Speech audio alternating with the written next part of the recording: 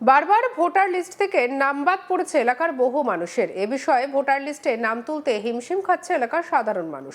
দক্ষিণ চব্বিশ পরগনার ক্যানিং 2 নম্বর ব্লকের বৈধ ভোটার হওয়া সত্ত্বেও এসআইআর প্রক্রিয়ায় বারবার ভোটার লিস্ট থেকে নাম বাদ যাওয়ায় মানুষজনকে নিয়ে এসে জাতীয় নির্বাচন কমিশনের বিরুদ্ধে জীবনতলা থানায় অভিযোগ দায়ের করলেন ক্যানিং পূর্বের বিধায়ক শওকত মোল্লা। শনিবার সকালে দক্ষিণ চব্বিশ পরগনার ক্যানিং 2 নম্বর ব্লকের অন্তর্গত জীবনতলা থানায় একাধিক নাম বাদ পড়া ভোটারদেরকে সঙ্গে নিয়ে হাজির হন তিনি। অভিযোগ, সুপরিকল্পিতভাবে ক্যানিং পূর্ব বিধানসভা এলাকায় প্রায় 31,000 বৈধ ভোটারের নাম তালিকা থেকে বাদ দেওয়া হয়েছে। এই ঘটনাকে ঘিরে রাজনৈতিক তরজা যেমন তুঙ্গে, তেমনই চরম উদ্বেগে সাধারণ মানুষ। 33,000 34,000 নাম ফিরে এসেছে, আর তার 99% হচ্ছে মাইনরিটি। যার কারণে আমরা এটা নিয়ে ইলেকশন কমিশনের নামে আমরা কমপ্লেন করতে এসেছি। ঠিক আছে, ঘটনাস্থল থেকে জানা যায়, দীর্ঘদিন ধরে এলাকাবাসীর একাংশ ভোটার তালিকায় নিজেদের নাম খুঁজে পাচ্ছে না। অনেকে আবার দাবি করেছেন তারা বহু বছর ধরে নিয়মিত ভোট দিয়ে এসেছেন। এমনকি 2000 সাল থেকে ভোটার তালিকায় তাদের নাম থাকা সত্ত্বেও সম্প্রতি এসআইআর প্রক্রিয়ার পর তাদের নাম উধাও হয়ে গেছে। এদিন থানার সামনে দাঁড়িয়ে বিধায়ক শওকত মোল্লা বলেন, এটা নিছক প্রশাসনিক ভুল নয়, এটা একটি পরিকল্পিত পদক্ষেপ। ক্যানিং পূর্ব বিধানসভায় প্রায় 31,000 নাম বাদ হয়েছে। বিজেপির অঙ্গুলি হেলনেই জাতীয় নির্বাচন কমিশন এই কাজ করেছে। তার এই অভিযোগ ঘিরে নতুন করে রাজনৈতিক উত্তাপ ছড়িয়েছে এলাকায়। বিধায়কের বক্তব্য অনুযায়ী এসআইআর বা বিশেষ নিবিড় সংশোধন প্রক্রিয়ার নামে সাধারণ মানুষের কাছ থেকে ফর্ম সংগ্রহ করা হয়েছে। মানুষ নির্দিষ্ট সময়ে ফর্ম পূরণ করে জমা দিয়েছেন, কিন্তু সেই ফর্মে বারবার ত্রুটি দেখিয়ে ফেরত পাঠানো হয়েছে। কোনো নথির ঘাটতি, কখনো বা ঠিকানার অসঙ্গতি, নানা অজুহাতে আবেদন প্রক্রিয়া আটকে রাখা হচ্ছে বলে অভিযোগ। ফলে বৈধ ভোটার হয়েও তালিকায় নাম তুলতে গিয়ে হিমশিম খাচ্ছে সাধারণ মানুষ। থানায় অভিযোগ জানাতে আসা এক ব্যক্তির কথায় উঠে এসেছে চরম হতাশার ছবি। তিনি জানিয়েছেন, 2002 সাল থেকে আমার নাম ভোটার তালিকায় ছিল, নিয়মিত ভোট দিয়েছি। এবার এসআইআর ফর্ম জমা দেওয়ার পর বারবার কাগজ ঘুরে আসছে। কখনো বলা হচ্ছে ডকুমেন্ট ঠিক নেই, কখনো আবার বলা হচ্ছে যাচাই বাকি। আমরা বুঝতে পারছি না আমাদের দোষ কোথায়, তাই বাধ্য হয়ে বিধায়ককে সঙ্গে নিয়ে থানায় অভিযোগ জানাতে এসেছি। আমরা চাই আমাদের নাম সঠিকভাবে তালিকায় থাকুক, আমরা যেন ভোট দিতে পারি। কি বলছেন তৃণমূল বিধায়ক শওকত মোল্লা, শুনবো। পাশেই দেখছেন যে আমার এই এলাকার যারা ভোটার, যাদের 2002 সালেও বাবা মায়ের সঙ্গে লিঙ্ক আছে, পরিবারের সঙ্গে লিঙ্ক আছে,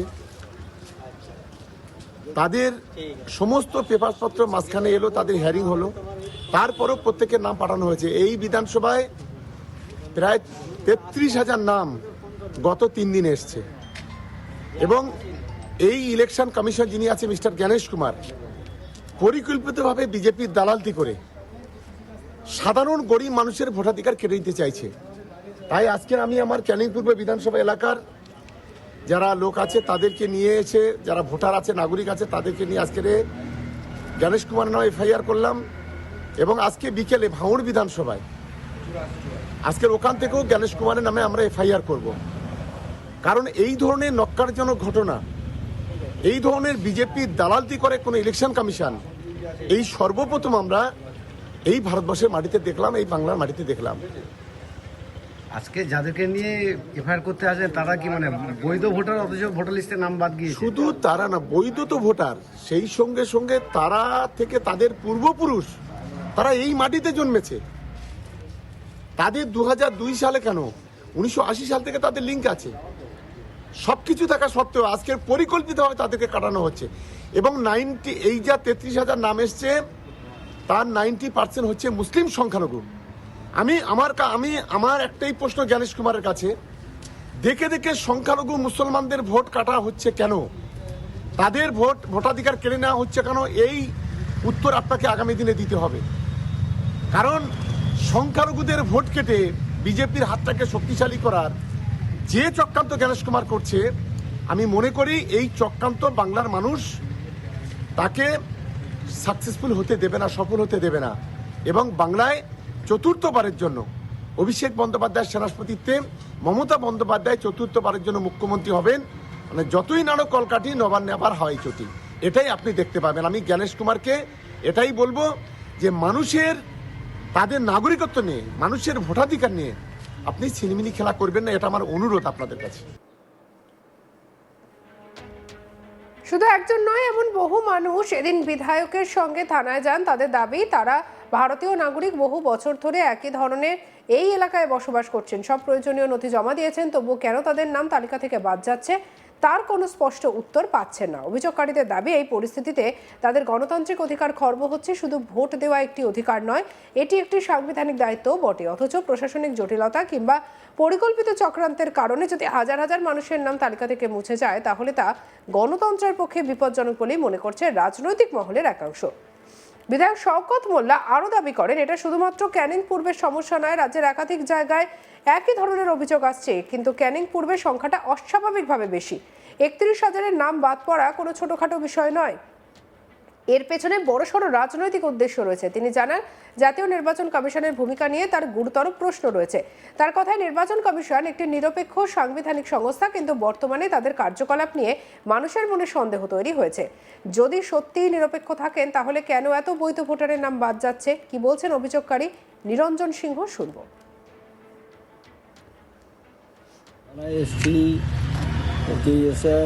এসআইয়ের কাগজ আমরা প্রথমে 2002 আমার নাম আছে, অথচ এখন দেখছি কাগজ ঘুরে আসছে বারবার। কিন্তু এর আগে আমরা যখন তখন আমরা জমা দিয়েছি, দেওয়ার পরেও ফের নাম দেখি এখন ঘুরে এসছে, যার জন্য আমরা মাননীয় শওকত মোল্লাকে নিয়ে আমরা থানায় এসেছি নির্বাচন কমিশনের বিরুদ্ধে অভিযোগ জানাতে। আপনাদের দাবিটা কি? আপনাদের দাবি আমাদের সঠিক নামটা আসুক, আমরা যেন ভোট দিতে পারি। আমরা এখানকার বাসিন্দা, আমার পূর্বপুরুষ এখানে জন্মস্থান, এখানে বাসিন্দা আমরা, কিন্তু আজকে আমাদের নাম কেন বাদ যাবে? 2002-এর লিস্টে আমাদের নাম আছে, 2025-এও নাম আছে, কিন্তু এখন নামটা বাদ যাবে, কিভাবে বাদ যায়? সেই এদিকে জীবনতলা থানায় জমা পড়া লিখিত অভিযোগ ঘিরে প্রশাসনিক মহলেও নড়চড় শুরু হয়েছে বলে সূত্রের খবর। যদিও নির্বাচন কমিশনের তরফে এ বিষয়ে এখনো আনুষ্ঠানিক কোনো প্রতিক্রিয়া মেলেনি। স্থানীয় রাজনৈতিক বিশ্লেষকদের মতে, ভোটার তালিকা সংশোধন একটি নিয়মিত প্রক্রিয়া। নতুন ভোটার অন্তর্ভুক্ত, মৃত বা স্থানান্তরিত ব্যক্তির নাম বাদ দেওয়া সবই এই প্রক্রিয়ার অংশ। কিন্তু যদি বৃহৎ সংখ্যায় সক্রিয় ও বৈধ ভোটারের নাম বাদ পড়ে, তাহলে তা অবশ্যই তদন্ত সাপেক্ষ। বিশেষ করে যদি অভিযোগ ওঠে তা রাজনৈতিক প্রভাব খাটিয়ে করা হয়েছে, তাহলে বিষয়টি আরও সংবেদনশীল হয়ে ওঠে। ক্যানিং পূর্বের বাসিন্দাদের একাংশ বলেছেন, তারা প্রশাসনের দ্বারস্থ হয়ে ব্লক অফিসে গিয়ে নির্বাচন দপ্তরে যোগাযোগ করে বারবার ফর্ম জমা দিয়ে কোনো সুরাহা পাচ্ছেন না, ফলে শেষমেশ থানায় অভিযোগ জানানো ছাড়া আর কোনো পথ খোলা ছিল না। এলাকায় ইতিমধ্যেই এই ঘটনাকে কেন্দ্র করে তীব্র চর্চা শুরু হয়েছে। সাধারণ মানুষের প্রশ্ন, যদি বৈধ কাগজপত্র থাকা সত্ত্বেও নাম তালিকায় না থাকে, তাহলে তারা কিভাবে নিজেদের নাগরিক অধিকার প্রয়োগ করবেন? আসন্ন নির্বাচনকে সামনে রেখে এই প্রশ্ন আরও তাৎপর্যপূর্ণ হয়ে উঠেছে। রাজনৈতিক মহল মনে করছে, বিষয়টি যদি দ্রুত সমাধান করা না হয়, তাহলে তা বৃহত্তর আন্দোলনের রূপ নিতে পারে। সঙ্গে রাখুন আজ তাক বাংলাকে, সাবস্ক্রাইব করতে ভুলবেন না।